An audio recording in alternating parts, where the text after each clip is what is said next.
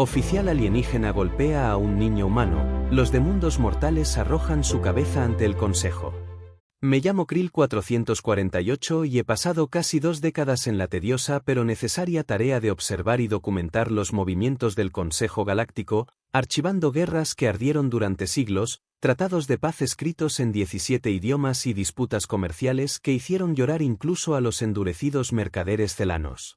Creía haberlo visto todo, desde las intrigas diplomáticas más sutiles hasta los estallidos bélicos más violentos, y pensaba que nada podía sorprenderme ya. Sin embargo, estaba equivocado. Lo supe aquel día en la estación Omega 7, cuando un oficial de seguridad llamado Vex 9 levantó una de sus extremidades y golpeó a una criatura tan frágil y pequeña que jamás habría imaginado que se convirtiera en el centro de una tormenta política que cambiaría para siempre el equilibrio de poder en la galaxia. Aquella criatura era una niña humana, y aquel instante desató fuerzas que ni los más antiguos estrategas galácticos habían calculado. El día había comenzado como cualquiera de los que se viven en la estación, con el murmullo de miles de especies cruzando los corredores, los Gortax discutiendo acaloradamente sobre rutas de comercio, los Belraní diplomáticos practicando sus sonrisas falsas, y el aire impregnado del penetrante olor a azufre que escapaba de los aparatos respiratorios de los delegados rsianos. Entre ese caos organizado, apareció ella, la capitana Maya Torres, una figura humana de porte firme que entró en la sala seguida de una pequeña con ojos desmesuradamente grandes, esos ojos que la evolución había regalado a la especie humana y que provocaban en otros seres una inexplicable sensación de ternura y protección. La niña sostenía entre sus manos un objeto extraño, un muñeco de felpa con aspecto desgastado, como si hubiera sobrevivido a pequeñas explosiones y múltiples batallas imaginarias. Se llamaba Emma, y con la inocencia de su edad tiró suavemente de la manga del uniforme de su padre mientras susurraba con timidez: «Papá, ¿por qué todos nos miran?». Torres se agachó a su altura, con esa expresión cálida que solo los humanos muestran hacia su descendencia, le respondió: «Porque nunca han visto a alguien tan valiente como tú, Emma, ¿recuerdas lo que practicamos?». Y la niña, con los hombros erguidos y un gesto de determinación impropio de alguien tan pequeña, asintió mientras murmuraba su mantra aprendido: mantenerse erguida, decir la verdad, no temer a nada. Yo, que observaba desde una mesa secundaria mientras consumía mi insípida pasta nutritiva, casi me atraganté. Los humanos no solo se habían revelado como una especie proveniente de un mundo letal, capaz de sobrevivir a condiciones que destruirían a cualquiera, sino que ahora enseñaban a sus crías frases de guerra, como si prepararlas para el combate desde la infancia fuese algo natural. Aquella escena me pareció alarmante y fascinante a la vez, aunque todavía no comprendía que estaba presenciando el preludio de una crisis diplomática. Lo que estaba programado para ser una reunión rutinaria sobre rutas comerciales terminaría sacudiendo los cimientos del Consejo. El procedimiento de seguridad lo supervisaba el oficial Vex 9, un veterano conocido por su carácter rígido, su desprecio hacia las especies recién llegadas y, sobre todo, por su hostilidad hacia los humanos, a quienes consideraba inferiores, meros invasores de un orden galáctico que él defendía con celo ciego. Al principio, la inspección transcurría dentro de lo esperado hasta que el detector de contrabando pitó al analizar el muñeco de Emma. El aparato había identificado un rudimentario dispositivo electrónico en su interior. Vex 9, con voz autoritaria, ordenó entregar el objeto. La niña, confundida, lo abrazó con fuerza y explicó con voz temblorosa que aquel muñeco, al que llamaba Mr. Buttons, simplemente tocaba melodías cuando tenía miedo. Para ella era un refugio, un recuerdo de seguridad. Pero Vex 9 no mostró compasión. Extendió una de sus múltiples extremidades y exigió el objeto, llamando a Emma cría humana y tratándola como si fuera una amenaza. El capitán Torres se interpuso, pidiendo con calma una solución razonable, pero Vex 9 giró sus ojos compuestos hacia él con desdén, replicando que cuestionar los protocolos era una ofensa contra la autoridad del Consejo. El ambiente se volvió denso, los delegados de distintas especies comenzaron a retroceder y yo, con la experiencia adquirida en años de observar conflictos, activé discretamente mi grabadora, convencido de que lo que iba a suceder merecía ser documentado con detalle. Y sucedió. Vex 9, impaciente y con un desprecio mal contenido, avanzó bruscamente, arrebató el muñeco de las manos de Emma y, en medio del forcejeo, golpeó a la niña con tal violencia que su pequeño cuerpo salió despedido hacia el suelo metálico de la sala. El sonido seco del impacto resonó como un disparo, seguido de un silencio absoluto que heló la sangre de todos los presentes. Emma permaneció en el suelo, inmóvil por unos segundos, con la mejilla enrojecida por la brutalidad del golpe. Y entonces, por primera vez en mi larga carrera, vi en un humano algo que ninguna otra especie había mostrado con tanta claridad: la furia helada de un padre. El capitán Torres se inclinó con cuidado, levantó a su hija con ternura, preguntándole en voz suave si estaba herida. Emma, con lágrimas silenciosas resbalando por sus mejillas, negó con la cabeza con una fortaleza que habría desconcertado incluso a un soldado entrenado. Torres la sostuvo contra su pecho y se levantó lentamente, mirando a Bex-9 con una calma tan peligrosa que todos sentimos que la atmósfera misma contenía la respiración. Con voz firme pero tranquila, declaró que el oficial acababa de cometer un acto de violencia contra una niña bajo protección diplomática humana.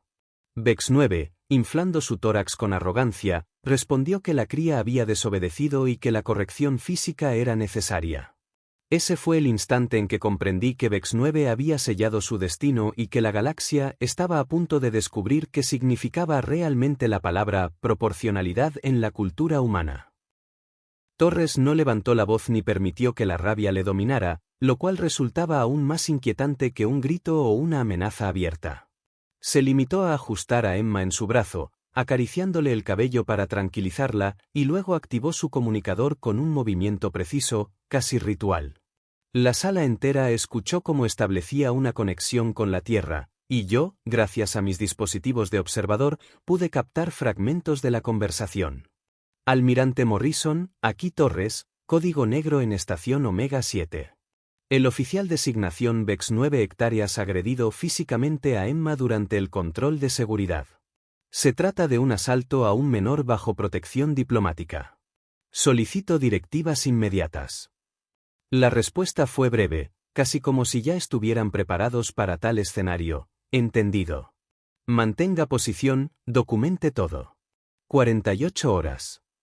El canal se cerró, y Torres guardó el comunicador con la misma serenidad que un verdugo que ya conoce la sentencia de su prisionero. La reacción de Bex-9 fue de desprecio. Con sus mandíbulas chasqueando con irritación, insistió en que las amenazas humanas carecían de peso dentro de la jurisdicción del Consejo. Torres lo miró una última vez, sin mostrar odio pero sí una certeza glacial, y dijo con esa calma que hiela la sangre: oficial Bex-9, le sugiero que actualice su testamento. Luego abandonó la sala con Emma en brazos, mientras el eco de sus pasos parecía más pesado que el zumbido de las máquinas de la estación. Desde ese instante, nadie respiró con normalidad. Incluso los delegados que habían intentado continuar con la rutina comenzaron a notar un cambio sutil pero implacable. Los humanos que permanecían en la estación se movían con una disciplina tan silenciosa como amenazante. No gritaban, no hacían aspavientos, pero cada traslado de equipo, cada llamada en voz baja, cada reunión improvisada en pasillos oscuros transmitía la certeza de que algo colosal estaba en marcha. Durante esas primeras horas, Emma se recuperaba con una resiliencia sorprendente. La vi correr por los pasillos interiores de la embajada humana, nuevamente aferrada a su muñeco, preguntando curiosa por las formas y los olores de las especies que la rodeaban. Para cualquier observador ingenuo habría parecido que la tensión se había disipado, pero en realidad era justo lo contrario. Los demás humanos, al verla jugar, caminaban alrededor con un aura que ponía nerviosos incluso a guerreros curtidos en 1000 batallas. Se movían como si cada respiración estuviera sincronizada con un plan mayor, y aunque ninguno portaba armas visibles, la forma en que ocupaban el espacio transmitía la idea de que toda la estación era ahora un terreno bajo control humano. 2 días después, las alarmas de proximidad despertaron a la estación de su falsa calma. Yo estaba revisando informes cuando recibí el aviso: una flota desconocida había entrado en el perímetro del sistema. Corrí hacia la plataforma de observación, y lo que vi me dejó sin aliento. No eran naves dispersas ni mercaderes extraviados. Era un ejército. Cientos de naves humanas emergían del hiperespacio, ocupando el vacío con una precisión matemática. Había colosos acorazados capaces de reducir continentes a polvo, destructores que se deslizaban como depredadores en caza silenciosa, y al centro, rodeado como una joya oscura, el Retribution, la nave que los rumores llamaban rompeplanetas.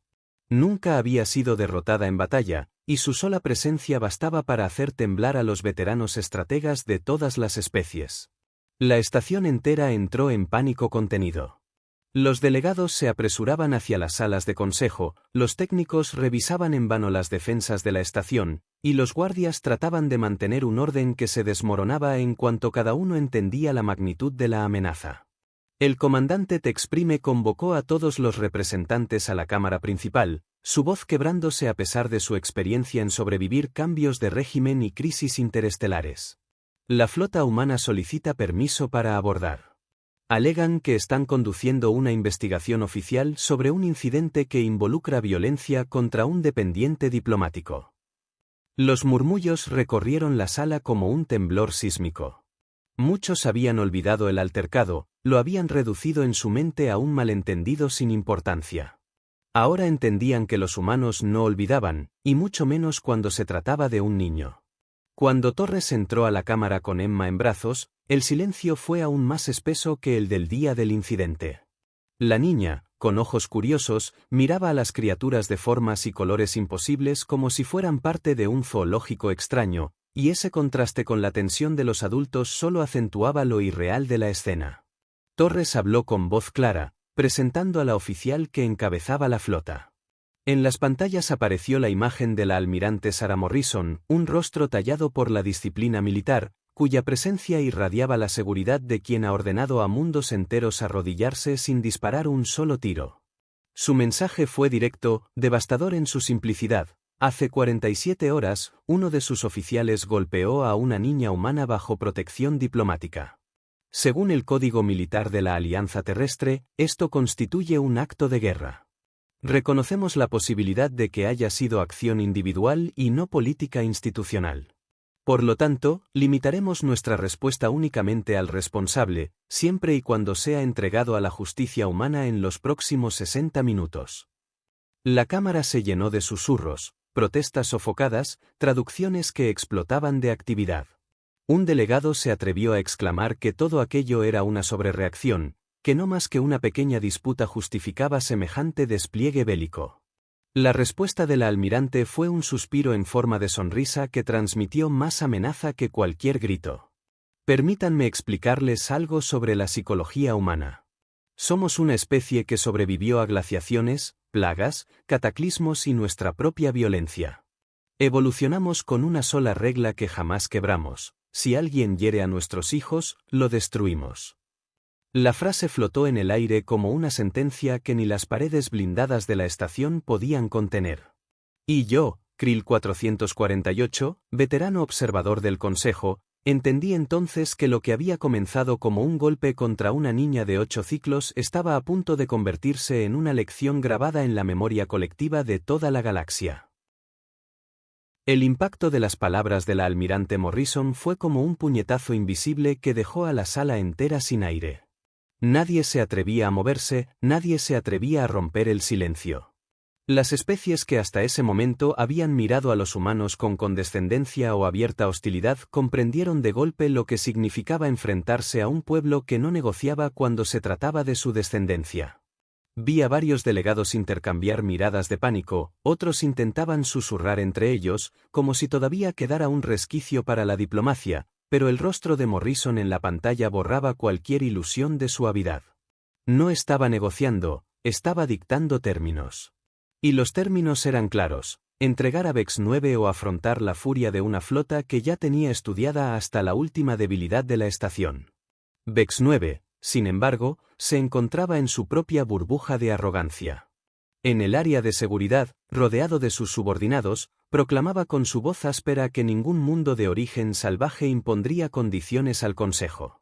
Sus mandíbulas se abrían y cerraban con un chasquido que pretendía autoridad, aunque en realidad dejaba traslucir su nerviosismo. «Que vengan», decía con la seguridad de los ignorantes. El Consejo ha resistido embates mayores que el de unos primitivos de un planeta de muerte. Yo lo escuchaba con incredulidad, preguntándome cómo alguien con tantos ciclos de servicio podía ser tan ciego. Su desafío no era valentía, era la negación absoluta de la realidad que se acercaba como una tormenta imparable. El comandante Tex Prime, en cambio, no se permitía semejantes ilusiones. Recuerdo verlo inclinarse sobre la mesa táctica, sus ojos compuestos fijos en la interminable lista de campañas militares humanas. Revisaba datos, fechas, victorias. La próxima campaña, apenas 3 meses atrás, resonaba como un recordatorio brutal. Los Corax habían tenido superioridad tecnológica y numérica, habían luchado en su propio sistema natal, y aún así, en 17 días, los humanos los habían doblegado hasta la rendición incondicional. Cuando Tex leyó ese informe en voz alta, su tono se apagó poco a poco, como si con cada palabra se diera cuenta de que las defensas de la estación no eran más que juguetes frente al poder que orbitaba fuera. Y cuando añadió que las naves humanas actuales podían reducir Omega 7 a cenizas sin alterar su formación, incluso los más escépticos empezaron a comprender la magnitud del desastre que se cernía. En ese clima de terror contenido, llegó otra transmisión, esta vez en canal abierto, y todos los presentes escuchamos. Era la voz firme de la coronel Rebecca Hayes desde el destructor Vengeance. Capitán Torres, tenemos confirmación visual del objetivo. Solicito permiso para iniciar operaciones psicológicas. El silencio que siguió fue tan denso que incluso yo, acostumbrado a registrar escenas de crisis, sentí un escalofrío. La petición no era un simple formalismo, significaba que las tropas humanas estaban deseosas de actuar, que la indignación colectiva se había transformado en un hambre de justicia que bullía dentro de cada nave de la flota. Torres respondió con calma, negando la solicitud, recordando que aún estaban dentro de los parámetros diplomáticos. Pero la voz de la coronel no ocultaba lo que todos ya sabíamos. La tripulación había visto las grabaciones de Emma siendo golpeada, y la rabia se había transformado en una llama ardiente que ningún comandante podía extinguir del todo. Desde la sala táctica observé la disposición de la flota en el espacio. No era un despliegue improvisado, era una lección de estrategia. Se habían colocado en lo que los manuales militares definían como demostración de fuerza, lo bastante cerca para resultar intimidantes, lo bastante ordenados para transmitir control absoluto, pero sin cruzar aún la línea del ataque. Era un mensaje para todo el Consejo: estamos aquí, somos más poderosos de lo que creían, y aún les damos la oportunidad de elegir. Ese aún resonaba como un reloj de arena que se vaciaba inexorablemente. Lo más sorprendente, sin embargo, era la propia Emma. Mientras su padre la mantenía cerca y los delegados contenían el miedo, la niña dibujaba en una tableta como si el universo no estuviera a punto de incendiarse. De vez en cuando levantaba la cabeza para preguntar cosas con la inocencia desarmante de los pequeños. ¿Por qué aquel ser tenía tantos brazos? ¿Por qué otro despedía chispas al respirar? ¿Por qué todos parecían tan preocupados? Cuando Torres le señaló discretamente que el de los brazos era el mismo oficial que la había golpeado, ella lo miró fijamente y dijo en voz baja, pero lo bastante clara para que muchos la oyeran: no parece muy listo. Aquella frase, pronunciada sin malicia, atravesó la sala como una cuchillada de ironía. Una niña de 8 ciclos había resumido en pocas palabras lo que los estrategas se negaban a aceptar: la necedad de un solo individuo podía arrastrar a mundos enteros al desastre. El tiempo seguía corriendo. 30 minutos, 20, 15. Y en cada intervalo, la tensión crecía, los delegados susurraban entre sí como presas acorraladas, y la flota permanecía allí, inmóvil, pero lista para aplastar todo lo que se interpusiera. Cuando finalmente la almirante Morrison reapareció en pantalla, no estaba sola. Estaba rodeada por otros oficiales humanos, figuras tan imponentes que parecían encarnar la voluntad de acero de su especie. Con voz serena, envió un análisis completo de nuestras defensas. En cuestión de segundos, nuestros sistemas se inundaron de datos, cálculos, simulaciones. Los humanos habían estudiado cada escudo, cada cañón, cada pasillo de evacuación, y lo habían desarmado todo con la precisión de un cirujano. Las cifras eran escalofriantes: los escudos resistirían apenas 4 minutos bajo fuego concentrado, las armas no alcanzarían la distancia mínima de combate de sus naves, y los sistemas de evacuación no podrían salvar ni a 1/3 de la población antes de que los motores quedaran inservibles. Morrison no lo decía con orgullo ni con amenaza vacía, lo decía con la frialdad de un hecho consumado. Y aún así, dejó claro que no habían venido a destruir civiles ni a ocupar territorio, solo querían a un hombre. Vex 9. Yo, que había dedicado mi vida a registrar incidentes, entendí que estaba presenciando algo mayor que cualquier guerra o tratado. Estaba viendo cómo la galaxia aprendía a temer de verdad a los humanos. Y lo más aterrador era que ese miedo no provenía de sus armas, sino de su inquebrantable decisión de proteger a los suyos, especialmente a sus hijos. El reloj diplomático avanzaba con una crueldad implacable. Quedaban 40 minutos cuando el comandante Tex Prime comprendió que se encontraba en un dilema sin precedentes en la historia del Consejo. En teoría, la estación Omega 7 era territorio neutral, regida por protocolos que garantizaban la inmunidad de sus oficiales. En la práctica, lo que se cernía sobre sus cabezas era una flota humana tan vasta y disciplinada que hacía que esas leyes parecieran palabras huecas escritas en piedra vieja. El dilema no era jurídico, era existencial. Defender la soberanía del Consejo significaba arriesgar a cientos de miles de seres inocentes en la estación. Ceder a las exigencias humanas significaba abrir un precedente que ningún imperio había permitido antes. Mientras tanto, cada tic del cronómetro resonaba como el tambor de guerra de una especie que no hacía promesas vacías. Yo observaba desde mi puesto de cronista oficial, tomando notas febrilmente y al mismo tiempo luchando contra un instinto primario de supervivencia que me pedía abandonar el lugar y correr hacia las cápsulas de escape. Sin embargo, sabía que mi deber era permanecer y dejar constancia. Había visto guerras enteras resumirse en informes, tratados redactados en mesas repletas de traductores y disputas comerciales que duraban más que algunos sistemas solares.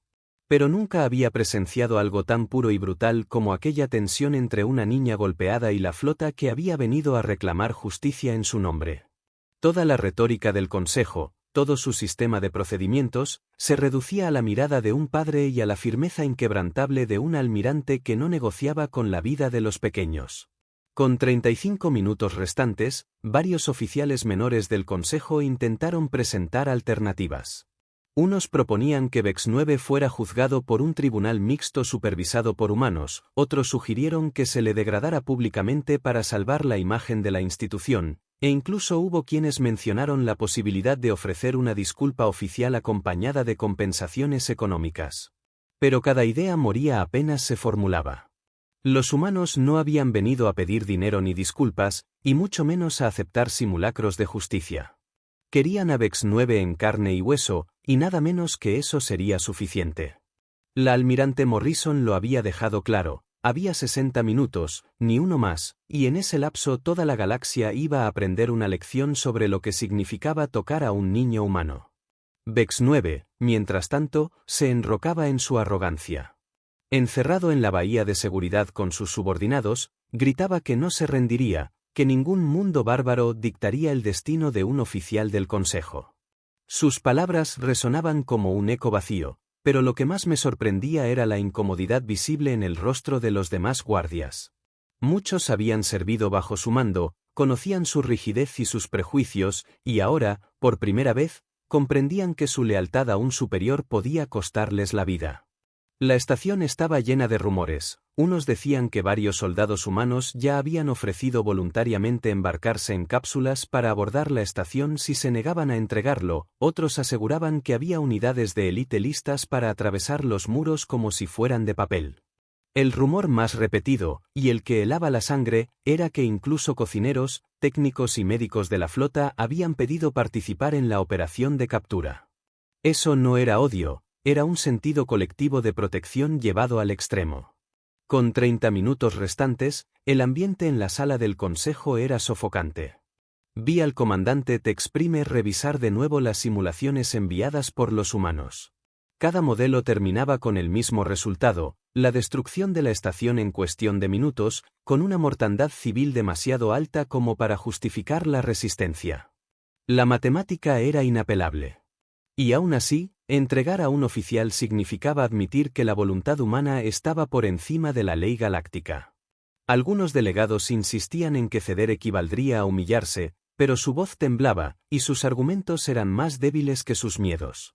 Otros permanecían callados, conscientes de que el destino de miles de inocentes pesaba más que la dignidad abstracta de un reglamento. Fue entonces cuando Emma, la niña que había sido el centro involuntario de aquella tormenta, se levantó de las rodillas de su padre y caminó con paso tímido pero decidido hacia la pantalla donde la almirante observaba. Torres intentó detenerla, pero ella lo miró con esa obstinación infantil que incluso los adultos más firmes no pueden contradecir. Con voz clara, preguntó, «Si el señor Vex 9 dice que lo siente, ¿ayudaría eso?». El silencio que siguió fue casi insoportable. Delegados de especies milenarias, estrategas que habían dirigido ejércitos, criaturas que habían visto morir mundos enteros, todos quedaron mudos ante la inocencia de una niña que creía en la posibilidad del perdón. La almirante Morrison, que parecía hecha de acero, bajó un poco la voz y le respondió con dulzura, «Emma, eso es muy bondadoso de tu parte, pero hay cosas que requieren algo más que una disculpa. Cuando los adultos hacen daño a los niños, otros adultos tienen que asegurarse de que no vuelva a ocurrir». La niña asintió con seriedad, aceptando la explicación como si comprendiera que el universo no siempre seguía las reglas sencillas de la escuela, aunque en su corazón todavía quisiera creerlo. Esa escena, de una ternura desarmante, fue la que inclinó la balanza. Con 20 minutos restantes, un grupo de oficiales jóvenes del Consejo se levantó y pidió la palabra. Uno de ellos, un zapiriano llamado Kill 7, habló con una valentía inesperada. «Señor, con todo respeto, Vex 9 dejó de representar los principios del Consejo en el momento en que golpeó a una niña. Los humanos no piden sangre, piden justicia, y si no se la damos, ellos vendrán a tomarla. He revisado los protocolos de respuesta humana, y lo que exigen ahora es lo más leve que podríamos esperar. Si nos negamos, la represalia será desproporcionada, y las pérdidas caerán sobre inocentes». Otros oficiales lo apoyaron, mostrando cálculos de bajas que ascendían al 60% de la población de la estación si había combate, incluso con los humanos intentando minimizar daños colaterales. Nadie podía refutar aquello, la fría lógica respaldaba la entrega del oficial. Con 10 minutos en el reloj, Morrison apareció una última vez en la pantalla, rodeada por un grupo de soldados humanos preparados para actuar. El mensaje fue definitivo: Oficial Vex 9 es ahora un objetivo militar legítimo. O lo entregan, o lo tomamos nosotros. Y si lo tomamos nosotros, nadie podrá detenernos. La atmósfera en la sala se volvió insoportable, y Te Exprime, con sus ojos cargados de resignación, pronunció las palabras que sellaron la decisión: Oficial Vex 9, se le ordena rendirse y someterse a custodia humana inmediatamente. El rugido de furia de Vex 9 resonó por los corredores, negándose a aceptar lo inevitable, pero la orden ya estaba dada. En ese momento comprendí que estaba presenciando el fin de una era. La galaxia ya nunca volvería a tratar a los humanos como a una especie menor. Habían demostrado que un solo golpe contra un niño bastaba para movilizar un ejército entero, y que ningún protocolo político podía detener esa fuerza. El rugido de Vex 9 cuando escuchó la orden de rendirse fue tan violento que las paredes metálicas de la bahía de seguridad vibraron con un eco áspero y desesperado. Sus múltiples extremidades golpearon el suelo en un intento patético de intimidación, y sus mandíbulas se abrieron en un chillido que buscaba recordarles a todos que él era un oficial del Consejo, que representaba la autoridad y que ningún mundo bárbaro dictaría su destino. Pero sus gritos ya no tenían el peso de antes. Sus propios subordinados, que lo rodeaban con rostros tensos y ojos que se desviaban hacia las pantallas donde el cronómetro descendía inexorable, comprendían lo que él se negaba a aceptar, que mantenerse leales a un superior obstinado era equivalente a firmar su propia sentencia de muerte. El miedo se transformó en duda, la duda en silencio, y en ese silencio se podía escuchar cómo la voluntad de resistencia se desmoronaba. Mientras tanto, en la Cámara del Consejo, el ambiente era de expectación sofocante. Nadie hablaba. Cada delegado, cada asesor, cada traductor estaba pendiente de los números que descendían, del reloj que marcaba los minutos finales antes de que la flota humana, anclada en el vacío con la paciencia de un depredador, decidiera actuar. Yo no podía apartar los ojos de la pantalla central, donde todavía se veía a la almirante Morrison de pie entre sus oficiales, sin mover un músculo, como si todo su cuerpo fuese una advertencia viva de lo que ocurriría si no recibía lo que pedía. No había en ella exageración ni histeria, solo la certeza implacable de alguien que sabe que su ejército, su pueblo entero, la respalda sin reservas.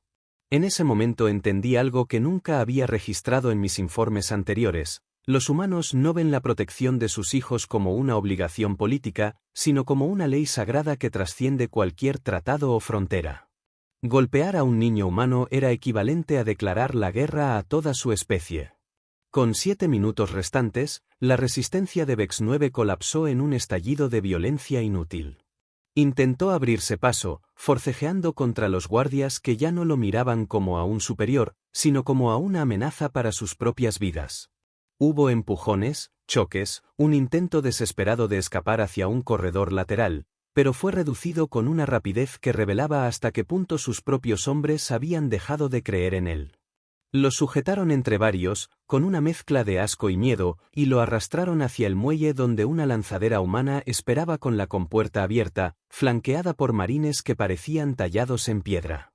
Recuerdo la expresión de esos soldados, no era furia desbordada ni odio ciego, era contención absoluta, como si cada músculo de sus cuerpos estuviera obligado a permanecer inmóvil para no ceder a la tentación de destrozarlo en el acto.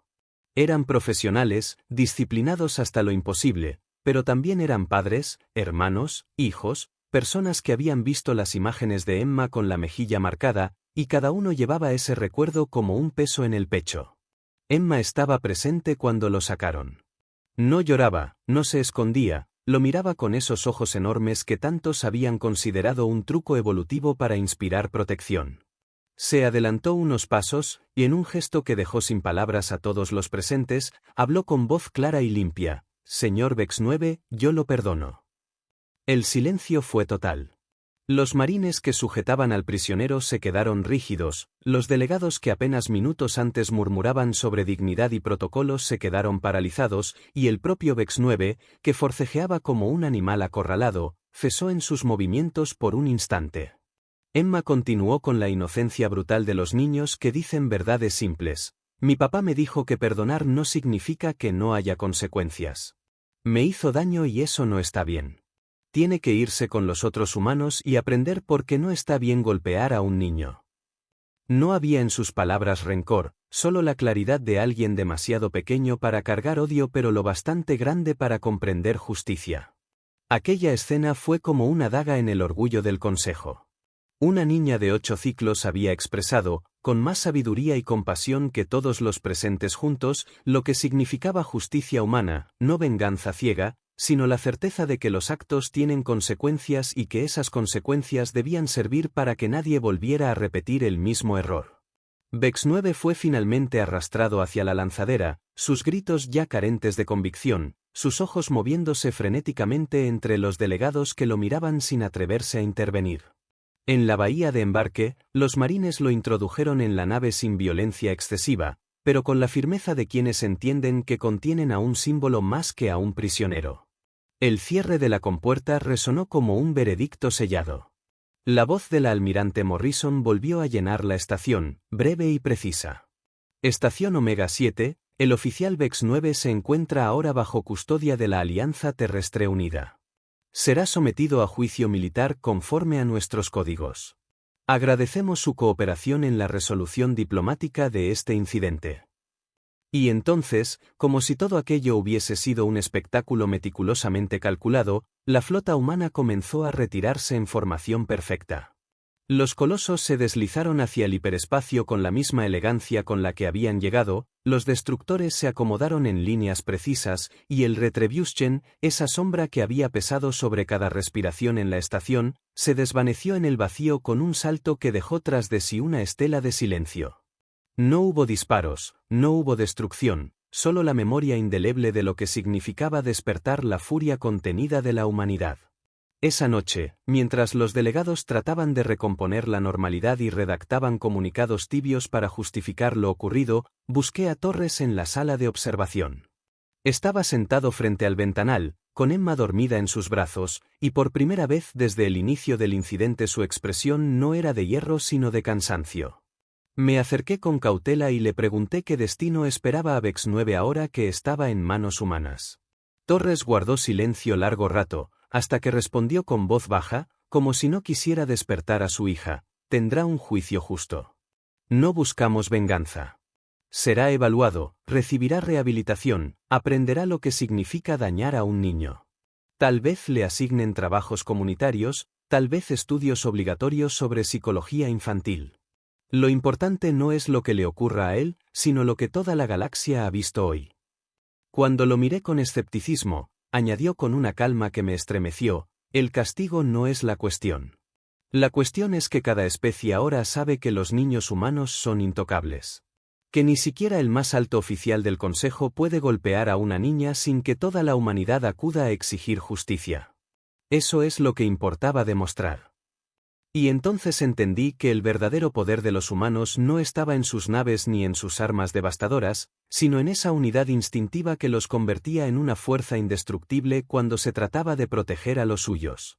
Una niña con un muñeco de peluche había desatado una demostración de poder que ningún estratega galáctico había anticipado, y la lección quedaría grabada en las mentes de todos para siempre. Pasaron semanas desde la retirada de la flota, y la estación Omega 7 trató de recuperar la normalidad, aunque todos sabíamos que aquella palabra había perdido su significado. El eco de los motores humanos aún parecía vibrar en los pasillos, y los delegados caminaban con una cautela que nunca antes habían mostrado, como si cada gesto, cada palabra, pudiese ser observado por unos ojos invisibles capaces de convocar, en cuestión de horas, a un ejército entero. La noticia de lo ocurrido se propagó como un virus por los canales diplomáticos, y lo que para algunos había sido un incidente aislado pronto se convirtió en materia de debate en academias, foros políticos y hasta en mercados populares. La frase de la almirante Morrison, esa regla simple y feroz de que dañar a un niño humano equivalía a enfrentar la furia colectiva de toda su especie, ya se citaba como proverbio en lenguas que jamás habían tenido contacto con la Tierra. Sin disparar un tiro, los humanos habían introducido una doctrina que resonaba más fuerte que cualquier tratado: la protección de los hijos era un límite absoluto. Mientras tanto, Vex 9 se encontraba bajo custodia humana, transportado a bordo de una de sus naves insignia en condiciones que, para sorpresa de muchos, fueron más humanas de lo esperado. Yo mismo recibí informes que detallaban cómo, a pesar del odio visceral que sus actos habían despertado, los guardias humanos lo trataron con corrección, sin humillaciones ni torturas. No lo consideraban un prisionero cualquiera, sino un sujeto que debía convertirse en ejemplo vivo de las consecuencias de un error irreparable. En lugar de la ejecución que muchos en la galaxia habrían anticipado, Vex 9 enfrentó un juicio militar en el que se le presentaron pruebas irrefutables, grabaciones de la Cámara de Seguridad, testimonios de delegados, registros de mi propio archivo oficial. Los jueces humanos no lo interrogaron con gritos ni con amenazas, sino con preguntas tan simples que parecían cuchillas. ¿Por qué consideró necesario golpear a una niña? ¿Qué justificación puede tener la violencia contra alguien incapaz de defenderse? ¿Qué entendía él por disciplina y cumplimiento de protocolos? Vex 9, acostumbrado a imponer autoridad con la fuerza, se encontró desnudo de argumentos. Cada intento de racionalizar su acto se quebraba ante la mirada implacable de los jueces, y poco a poco se dio cuenta de que su error no era solo un crimen contra una especie, sino una transgresión contra un principio universal que los humanos se habían encargado de cristalizar. La sentencia no fue la que muchos hubiesen imaginado. Los humanos no lo ejecutaron ni lo enviaron a trabajos forzados en minas interestelares. En cambio, lo condenaron a un programa de rehabilitación intensivo, un castigo que a primera vista parecía indulgente, pero que en realidad resultó devastador para alguien como él. Durante meses fue obligado a estudiar psicología infantil, historia cultural humana y estrategias de resolución no violenta de conflictos. Tuvo que convivir con familias humanas en entornos controlados, observar cómo los niños aprendían, cómo eran protegidos, cómo se construían en torno a ellos sistemas enteros de cuidado y afecto. Para Vex 9, que había pasado su vida creyendo que la fuerza era la única medida de autoridad, aquello fue una humillación insoportable, pero también una lenta y dolorosa transformación.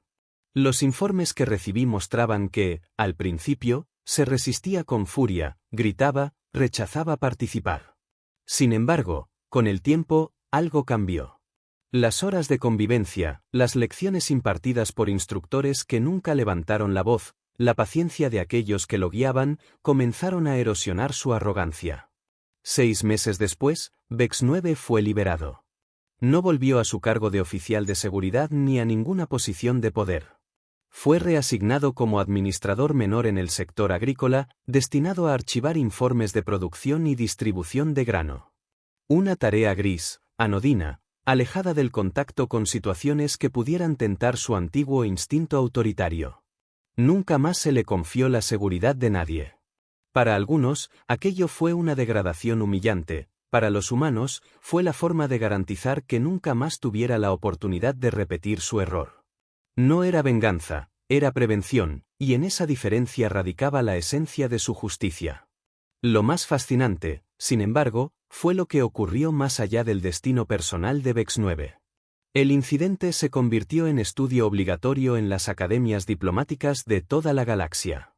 Se lo conoció como la doctrina Emma, una regla no escrita pero comprendida por todos. Los niños humanos, especialmente bajo protección diplomática, debían ser tratados con el mismo respeto y cuidado que los jefes de Estado más poderosos. Nadie lo impuso con un tratado, nadie lo votó en una asamblea. Fue simplemente aceptado, absorbido en la cultura galáctica como una verdad inmutable. Las especies que antes se habían burlado de los humanos por su aparente fragilidad comprendieron que su mayor fortaleza estaba en esa fragilidad convertida en causa común. Yo recibí, meses después, un paquete inesperado. Dentro había un dibujo hecho a mano por Emma, figuras de humanos y alienígenas tomados de la mano, sonriendo bajo un sol infantil, y en una esquina un pequeño muñeco de felpa con orejas torcidas. Junto al dibujo, una nota escrita con letras torpes decía: «Gracias por ser amable conmigo y con mi papá. Con cariño, Emma». No pude evitar sentir un peso extraño en el pecho, algo que ninguna guerra ni ningún tratado me había provocado antes. Lo colgué en mi oficina junto a la carta oficial de la almirante Morrison que agradecía mi imparcialidad en la documentación de los hechos. Era un recordatorio de que había presenciado el nacimiento de una doctrina que marcaría la historia. El legado fue inmediato. En las reuniones siguientes del Consejo, nadie volvió a mirar a los niños humanos como simples acompañantes diplomáticos. Eran considerados símbolos vivientes, y su sola presencia en una sala bastaba para imponer una prudencia que ni los cañones más grandes podían lograr. El rumor de que miles de soldados, ingenieros e incluso cocineros humanos habían pedido participar en la captura de Bex-9 se convirtió en una leyenda repetida en mercados, universidades y academias militares. La lección había sido clara y definitiva: la humanidad podía perdonar, pero jamás olvidaba cuando se trataba de sus hijos. Y cualquier especie que osara poner a prueba esa verdad descubriría demasiado tarde que el costo era insoportable. Pasaron los años, y lo que comenzó como un incidente aislado en una estación abarrotada de burócratas y mercaderes terminó convirtiéndose en un hito histórico que redefinió la manera en que las especies de la galaxia se relacionaban con los humanos. La llamada doctrina Emma, que en un principio fue un susurro repetido con cautela en pasillos diplomáticos, se solidificó en una norma tácita que ninguna especie se atrevió jamás a quebrar. Ya no era necesario recordar a los delegados que los niños humanos estaban bajo protección, bastaba con que una figura pequeña con ojos grandes y un juguete en las manos cruzara una sala para que hasta los seres más belicosos suavizaran el tono, bajaran las armas y midieran sus palabras. Lo que ni flotas enteras ni tratados centenarios habían conseguido lo había logrado una niña con un oso de felpa: imponer respeto absoluto a través de la vulnerabilidad convertida en bandera. Emma creció bajo la sombra luminosa de aquel acontecimiento. Su nombre se mencionaba en academias militares como ejemplo de cómo la inocencia podía cambiar el rumbo de civilizaciones enteras, y en las aulas diplomáticas se estudiaba su intervención en la Cámara del Consejo como el punto de inflexión que evitó una guerra devastadora. Cuando alcanzó la adultez, decidió seguir los pasos de su padre, aunque no como soldado sino como mediadora. Se convirtió en diplomática especializada en relaciones interespecies y en protección de la infancia, viajando por mundos lejanos y recordándole a cada cultura que el valor de una civilización no se medía en sus armas ni en sus conquistas, sino en cómo trataban a los más indefensos. Durante sus discursos siempre llevaba consigo a Mr. Battens, el viejo muñeco que había sido la chispa del conflicto, no como un símbolo de trauma, sino como un estandarte de victoria y resiliencia. Decía que aquel muñeco era su recordatorio constante de que un objeto sencillo, cargado de amor, podía mover flotas enteras y torcer el curso de la historia. Yo, Krill 448, seguí su carrera durante décadas, no como observador designado, sino como alguien que había comprendido que la neutralidad absoluta era imposible después de haber presenciado lo ocurrido en Omega 7. Había visto especies milenarias inclinar la cabeza ante la sola mención de su nombre, había registrado cómo sistemas enteros adoptaban nuevas legislaciones para proteger a sus menores tras escuchar las palabras de una humana que nunca levantaba la voz. Sin embargo, conseguía doblegar voluntades más rápido que una flota de destructores. Emma Torres se convirtió en un símbolo viviente de algo que los humanos habían sabido desde siempre pero que el resto de la galaxia tardó en aceptar, que la fortaleza verdadera no estaba en la brutalidad ni en la violencia, sino en la capacidad de cuidar a los más débiles con una determinación feroz e inquebrantable. Mientras tanto, el recuerdo de Vex 9 se desvaneció en los registros oficiales, relegado a un pie de página en los manuales del Consejo. Cumplió su condena de rehabilitación, pasó el resto de su vida archivando informes agrícolas y nunca volvió a ocupar un puesto de relevancia. Pero su nombre se convirtió en sinónimo de advertencia. En las academias del Consejo, cuando se enseñaba sobre errores diplomáticos, se repetía la lección, no seas un Vex 9. Y cada cadete entendía lo que significaba, no subestimes nunca a los humanos y jamás pongas la mano sobre uno de sus hijos. Aquel oficial, que en su momento creyó demostrar autoridad con un golpe, terminó convertido en el ejemplo eterno de cómo la arrogancia puede desatar fuerzas inconmensurables. Con el paso de las décadas, la doctrina Emma no se limitó a los humanos. Otras especies comenzaron a adoptarla, reconociendo que la protección de los niños debía ser un principio universal. Mundos que antes consideraban a sus crías como recursos reemplazables comenzaron a establecer leyes más estrictas para garantizar su bienestar, y en foros diplomáticos se hablaba de la infancia protegida como una causa común que trascendía las diferencias culturales. Fue, irónicamente, la lección más humana la que unió a especies que jamás habían encontrado terreno compartido en nada, la idea de que lastimar a un niño era la frontera que ninguna civilización digna debía cruzar. Yo ya no era joven cuando recibí la última carta de Emma, convertida entonces en una de las diplomáticas más influyentes de la Alianza Terrestre. Me agradecía por haber documentado los hechos con imparcialidad, por no haberlos reducido a un mero trámite administrativo. En la carta decía algo que aún guardo como la frase más poderosa que jamás escuché. Aquel día, cuando todos vieron a un ejército, yo solo vi a mi padre levantándome del suelo y diciéndome que todo estaría bien. Y entendí que así funciona la humanidad, cada padre, cada madre, cada hermano, cada hermana, se convierte en ejército si hace falta, con tal de que un niño vuelva a sentirse seguro. Esa frase, escrita por la mano de la niña que había desencadenado una de las mayores demostraciones de fuerza en la historia galáctica, era el testamento de una especie entera.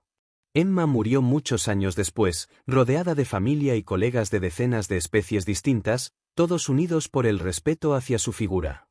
En su escritorio, hasta el último día, permaneció Mr. Battens, con las costuras remendadas y los circuitos internos ya apagados, pero cargado del mismo significado que había tenido aquella vez en Omega 7.